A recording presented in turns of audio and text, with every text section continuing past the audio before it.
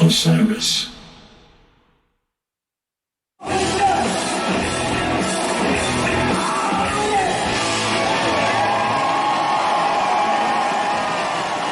It was time for a change. Time to try something new.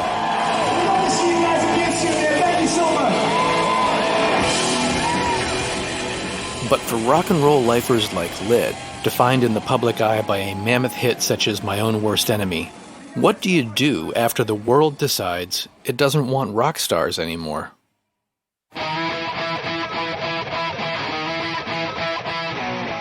Roundhill Music presents My Own Worst Enemy.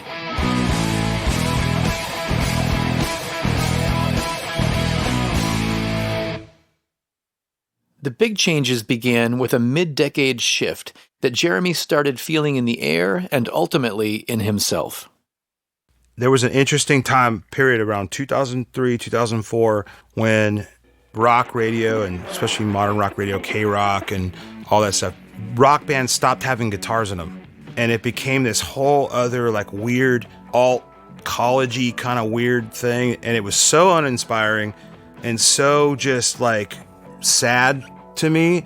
And I was the first one to start coming to Nashville, in like 2005, just seeking something else that had a guitar in their hand and that was like talking about some real shit and not just like this weird, goofy, ethereal stuff with keyboards and whatever. A big part of the picture was the fact that Lit's longtime manager, Ruta was living in Nashville by that time, and she helped clear a path first for Jeremy and eventually for the rest of the guys. When they were living in LA and I called Jeremy and I said, look, because they're writers writing for other people, like producing, I said, I want you to come out here. Just come out here. Let me, buy you a ticket. Just come out. And he came out and I said, I'll set you up with the right. And he said, with the country guy? I said, yeah. I said, but it's going to be someone that, and so I set him up with a co-write with Jeffrey Steele, who, maybe in Los Angeles isn't, as well known, but here, like Jeffrey Steele is royalty. I just bought him a ticket. He came out and he wrote with Jeffrey Steele and stayed, near Nashville. And I was so happy to have him, here, even though it was short-lived. And then he just kept coming back. And he met Jamie Johnson, and then AJ started coming, and then Kevin bought a property here. And now Desmond's here. We're all like together again. It's so great. By that time, country music was soaking up the influence of a lot of the 80s rock that Lit grew up on. So it seemed like a natural fit as Jeremy gradually embedded himself in the Nashville songwriting scene. Over time, Jeremy wound up working as either a writer or producer with country stars like Cole Swindell, Colt Ford, John Michael Montgomery, Heidi Newfield, and more. But there were changes of a very different kind to get through first. In 2009, the close-knit band that had weathered all kinds of ups and downs together was shaken to its core by personal tragedy. Drummer Alan Schellenberger, who'd been an essential element in Lit from the very beginning, lost his life to cancer on August 13th at the age of 39. They were with Alan when he took his last breath, and they wouldn't have had it any other way. And it's not like things were put on hold or this. No, this is just the hand that, life has dealt, and they are going to, love their brother through it. Kevin moved Alan in with him. Alan had been living in Arizona, and he moved him in with him, literally, and nursed him and took care of him. And the guys drove him to appointments. And that's how they come together. It's not something that they have to do. It's just something they do. It's instinct. It's their unit. And there's something really beautiful about that. When Alan was ailing, friend and fellow drummer Adrian Young of No Doubt was one of those who stepped up. When we went to tour in support of our album Return of Saturn in 2000, they came out with us, and instantaneously we all like super bonded and, laughed about some people we knew in Orange County. And we had a lot of fun on that tour. All four of those guys were a really, really good time. But I especially grew close to Alan, the drummer, who has since passed, unfortunately. And so he and I remained close throughout the years that he had left. And we played a lot of golf together. And he had brain cancer. And so what was happening to him was that it was becoming more difficult for him to play live. And so the band and Alan asked me if I would come with them to just kind of stand by if he was having trouble at that time. And I filled in a couple dates for him, because there's some nights where he was fine and he can do it. And there were some nights where it was harder for him. And, to be frank, it was really hard to watch. It was one of those weird situations where as a drummer, I was hoping not to play. And usually it's the opposite. Drummers, they don't do good at sitting idly by. But it was cathartic, and it was good to be there with my friend, but it was also very difficult at the same time. No one could have summed up all the band had been through better than Lit themselves, as they did with California's Sun from These Are the Days. Best friends in a beat-up van, trying to be more than a local band. A lot of miles, a lot of songs, and everyone we had to prove wrong. Man, it sure felt good, that number one. Not bad for a California sun. Lost a good one along the way. Man, it just won't be the same. I know he's up there shining down on us. California sun.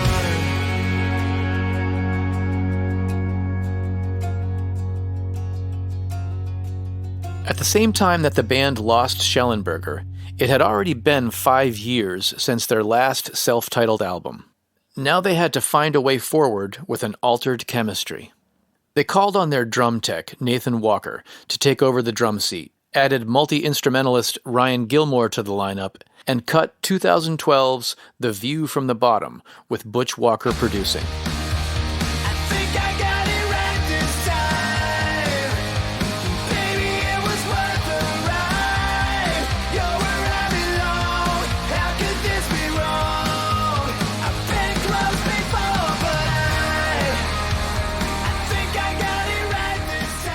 The stylistic shift of Lit's next album might not seem so drastic, even though it undoubtedly surprised people who only knew My Own Worst Enemy. Recorded in Nashville and produced by Corey Crowder, These Are the Days was released in 2017. Featuring songs co-written by Music City hitmakers like Jonathan Singleton and Jeffrey Steele, the album added a distinct Americana flavor to the band's blend of rock and pop, opening up a whole new avenue for Lit. What if we drink too much? What if we do things that we regret? What if we get locked up, caught up in a night we won't forget? If that's the worst thing that could happen with you, it doesn't sound that bad. It'd be a real good problem to have. Matt Messer. They went on their journey, and they're artists and they're songwriters. They were feeding themselves what they needed and doing what moved and inspired them. Ironically, it seems like a detour into new territory also helped put them back in touch with their early inspirations. Coming off the countrified feel of These Are the Days, Lit began edging back towards the brash, rocking feel of the old days, but with 2 decades of experience to bring to the table.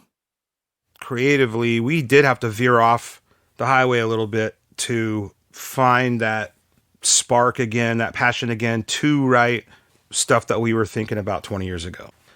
It's sort of full circle in a way, because it's kind of like when we first started talking about like this new record. We had to leave the house to realize that we wanted to come home. By this time, the band was based in Nashville and signed a publishing deal with another Nashville entity, Round Hill Music. The company bought Lit's catalog basically to pursue licensing opportunities for My Own Worst Enemy, an evergreen tune in more ways than one. Josh Gruss is the CEO and founder of Round Hill Music. You know that song is not going to stop performing on those SiriusXM channels. You know that that song is not going to leave Spotify's hard rock songs of the 90s playlists or what have you. Like, that song is embedded in our culture, I think permanently. It's kind of a song that lurks in your life, but you might not know who's saying it. You might not realize it's lit. I'm always paying attention to music that's around me. And I'll hear a song like My Own Worst Enemy in a bar or in the elevator of a hotel, whatever it is. Like, those are important things because like people don't pay attention that a song is playing in the background, but it's cementing itself in people's brains unconsciously. And those are just extra indications that a song is really embedded.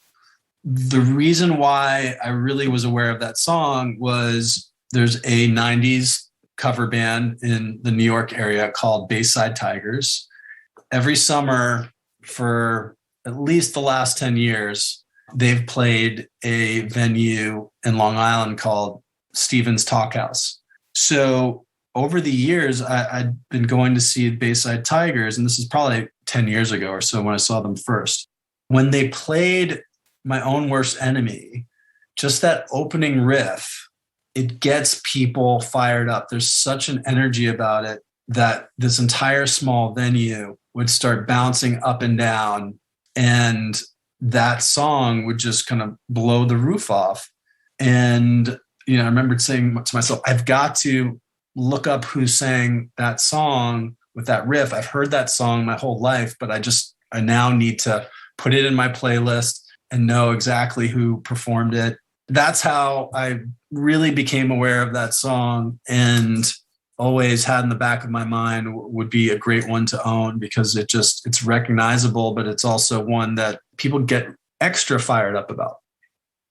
The fact that the Round Hill deal eventually led to a new Lit record seems to be perfectly in keeping with the cyclical nature of their story.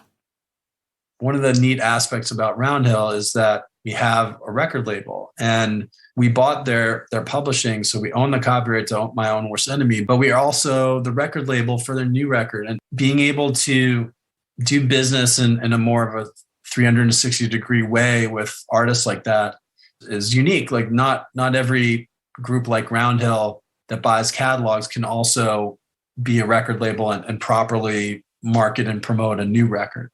Plus, we have the studio, which is amazing. It used to be called Quad Studios. It's where amazing albums like Neil Young's Harvest was recorded. I mean, it's an iconic, legendary studio that we put a lot of money into fixing up. After a break, new music from Lit.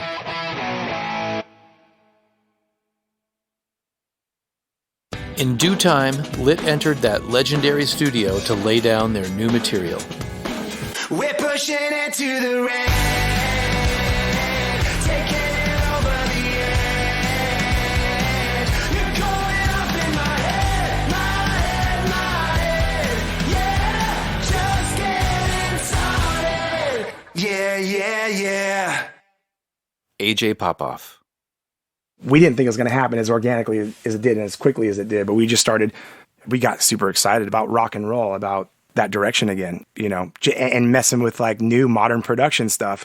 That was exciting to us. I think fans are going to hear classic Lit and also things that we're discovering. The riders keep my mouth shut. Roads are getting dangerous. Try to stop the bad blood. Always end up making a new cut. There's no nice way to say what I'm thinking, but I can't keep my mouth shut. I'm a pop guy. I love everything that's on pop radio right now. I'm a sucker for it, but I'm also a classic. I mean, dude, when I wake up, I put on classic rock or, I love everything. So I just want these kids to be exposed to and have the option to hear some guitar rock. It's just been missing. We've been like so one-dimensional. It's just like so great to see that kids are embracing the nostalgia of the 90s right now. I'm equally as excited about dudes in their 30s and 40s that will get to hear rock and guitars and that have gone away and gone to country and gone to classic rock and gone back to their old CDs to hear something new and go, fuck yeah, God damn it, it's about time. Like, that excites me because I want dudes our age to fucking be stoked too, you know? You know, there'll be kids that'll hear it and awesome. You know, we definitely want the next generation to be on board, but like, I feel like just our own damn generation is starving for it and has been for a long time, you know? I feel like none of the new songs sound like anything that's out there right now, which is good because when Enemy came out, it didn't sound like anything that was on the radio then. Yep, it's true. Kevin Baldus. My Worst Enemy didn't fit really anywhere. It was its own animal. And I feel like with the new music that we have, it's its own animal. There's nothing out there that really sounds like it. And hopefully, if given the chance, we can maybe recapture some of that magic. It would be awesome. When playing the new songs in concert, the band has been finding that the old spark is exactly what they've been getting back from audiences. The reaction to the new songs that we've been playing is very much like the reaction to Enemy was 20 years ago. I agree. You know, It's more like the eye contact. you could see people You could looking at feel each other heads. going like, wait, what the fuck? Like, what? You The know. perspective from stage definitely, like, you notice when people are noticing. And like, that's the main thing. Because there's always, like, throughout a show where people are rocking out and digging it, but they're also like, yeah, you know, looking, oh yeah, right, cool. Looking at their phone But or when, doing when whatever. everyone you know. stops kind of and like focuses on the stage, it's a good feeling, and that exchange of energy is killer. But yeah, what he's saying is I've been noticing that recently, and it's like, oh wow. The fucking reaction to the new stuff is legit. Like, it's real legit. I haven't felt this in a lot of years. Brand new one right there, yo. Completing the full circle feeling is the fact that Matt Messer, who signed the band to their first publishing deal so many years ago, is now also working with Roundhill and had a hand in the new project. We're, reunited after all these years. To be able to work with them again and make another record with them has been awesome. It's really, really been great. When we started working on this new album together, that was the goal, was to get back to A Place in the Sun, Atomic era, to not rewrite that era, but just to revisit it and to use that as a template for going forward. And I think what you have is taking those elements that made those records great and sonically and lyrically and putting who they are today in there with it. And I think you have a slightly more mature version of that era of Lit. Taylor Carroll has been Lit's drummer since 2019. As I hear the band evolving, and I'm a part of this thing, I feel like it's headed to a place where we don't, put such a title on everything anymore, but still everybody's recognizable in their own sense. Like, we do a little bit of everything more than ever. Like, I think Lit does a little bit more alternative and rock and, a little bit of pop, and kind of mixes genres more than ever now, which I actually dig a lot. It's not a one-trick pony, and that's what I love about Lit. They're willing to try things. And when we recorded at this studio a few months ago, they let me go ape shit, on drums on all the songs, which was rad. I just played what I felt for the songs, and luckily they dug it. Ruta Sepetys is no longer managing the band and has become an internationally celebrated best-selling author. But she still lives in Nashville, remains close with Lit, and has been keeping a close ear on their new work. I hear everything. I hear all of the, as we always do, all of the beauty and sadness and like everything coming through these songs, all the decades, all their influences, all their, I'm so excited about this new record. And how many artists can actually say that 20 years later, they're even better than their first multi-platinum hit? And not only get better, but look better. This is rock and roll, That bounce, that brightness, it's just quintessential Lit. These songs will be relatable to their fans from back in the day, and hopefully for new audiences as well. But I think that anybody that loved them back then and is looking to come see them live and sort of revisit that period of their lives, I think these songs fit in perfectly. Likewise, it's been a long time since Bruce Floor signed the band to RCA. but decades later, he remains firmly on their side. I'm very bullish on a band like Lit in terms of a resurgence, even though they've never gone away, because as more and more of the older demo adapt to streaming, they're going to what they know, right? And when people go, fuck, I remember this song. I remember this band. This band's playing next Thursday night. Let's go, right? And they pack up. They now have money for tickets. And they go, and maybe they take the two kids too and say, hey, Johnny, this is what a real rock band is. It's a perfect time for Lit. And it's a great thing for music. Sam Hollander. It's obviously going to be a very cool record. These are talented guys. You don't just step in shit. This was good stuff. I believe everybody can write one great song, but once you get to multiple sort of successes and songs that register, you should not be slept on. People have claimed that rock has been dead, for a long time. Well, rock's never been dead. Metallica still sells out stadiums around the world. But in terms of being on the charts and everything like that, it's been a while since rock music has. But it'd be nice if guitar-driven music came back into vogue, basically. And you never know. You never know. The new Lit tracks like Yeah, Yeah, Yeah and Mouth Shut may give listeners the same spark they got from My Own Worst Enemy. But for the band, it's all part of the path they've been on since the 90s. It's 4 kids from Orange County on a journey through peaks and valleys, and even though only 3 of them remain, the bond that held them together has only become stronger with time. The glue happened early on. Whatever that was, whatever that ingredient was, that chemical that became the glue that connected us, we've been through some shit that would have broken up most bands. I would describe it as a band that has been through life, death, tragedy, divorce, marriage, kids, all the ups and downs that anybody in this world experiences and goes through. We've been through it all, and maybe you could even say that it was magnified because when you're in our position, the lows tend to be lower and the highs tend to be higher, And I would say that hopefully for people, it will be some sort of a like a beacon of fucking keep going and like, look at these motherfuckers. Like, after all this shit, and they still believe it and live it and eat it, drink it, It's borderline fucking Def Leppard and Spinal Tap with us. I mean, we've lost some people and we've been through some shit, some real shit. And then we just kind of get up, and strap on and get up there and just go for it, and just like it's our last show. Every show we play, it's like this might be the last one. We get asked often, what are you so proud about with Lit? And I think our brotherhood. I think the fact that we're still here.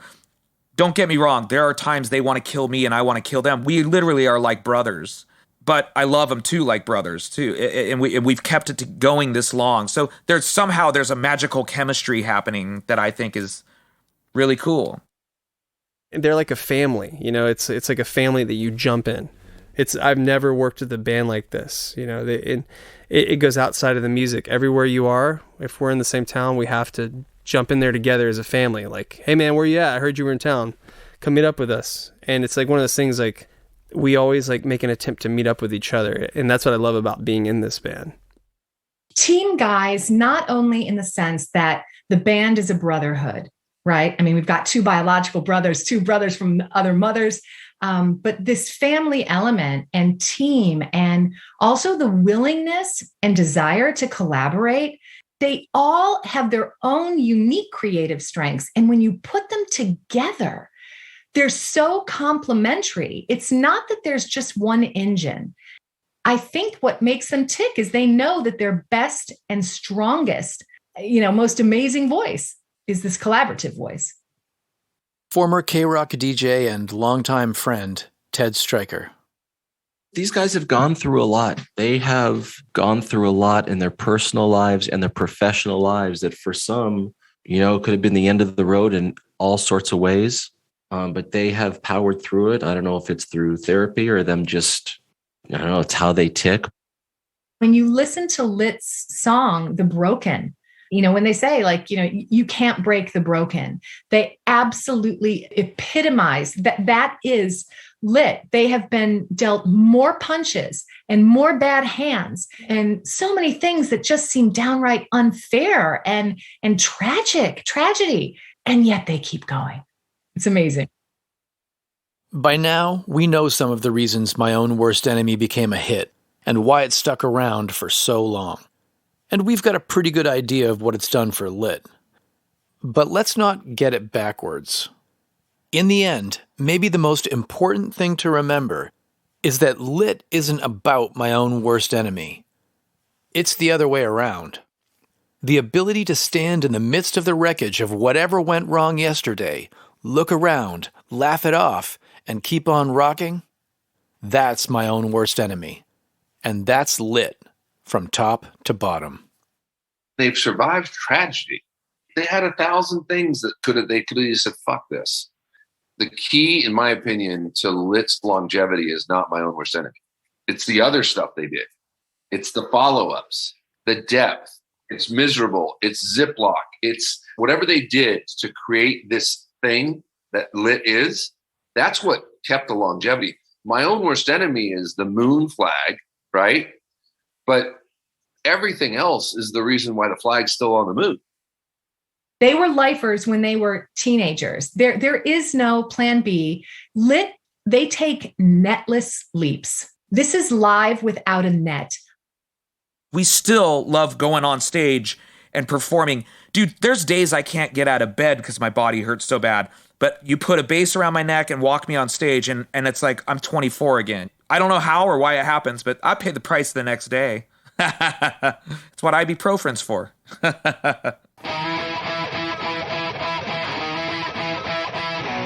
My Own Worst Enemy was produced for Roundhill Music by Osiris Media. For Roundhill, Joe Calitri is president of Roundhill Records, Lucy Bartozzi is the senior director of marketing, and Imani Giverts is the digital content manager. For Lit, the executive producer is Dave Rose, president of Deep South Entertainment. The members of Lit are AJ Popoff, Jeremy Popoff, Kevin Baldus, Taylor Carroll, and Alan Schellenberger in memoriam. For Osiris Media, the executive producers are Brad Stratton and Kirsten Cluthy. All interviews were conducted by Brad Stratton, and the script was written by Jim Allen.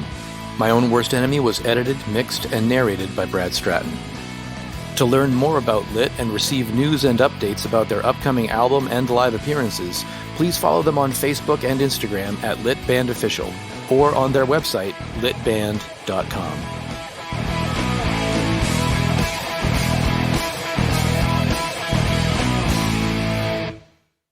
In retrospect, we could have turned it up a notch or two. Osiris.